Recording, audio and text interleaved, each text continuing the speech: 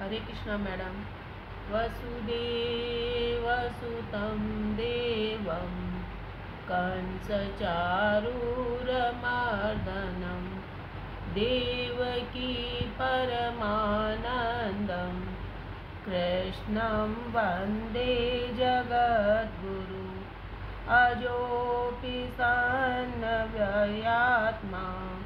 भूतानामीशरोऽपि सन् प्रकृतिं समधिष्ठाय सम्भवात्मामयाय यदा यदा हि धर्मस्य ग्लानिर्भवति भारत अभ्युत्थानधर्मस्य तदात्मानं सृजाम्यहम्। परित्राणाय साधूनां विनाशाय च दुष्टतां धर्मसंस्थापनार्थाय सम्भवामि युगे युगे। जन्म कर्म च मे दिव्यमेवं यो वेत्ति तत्त्वतः तत्त्वादेह पुनर्जन्म नेति मामेति सोऽर्जुन।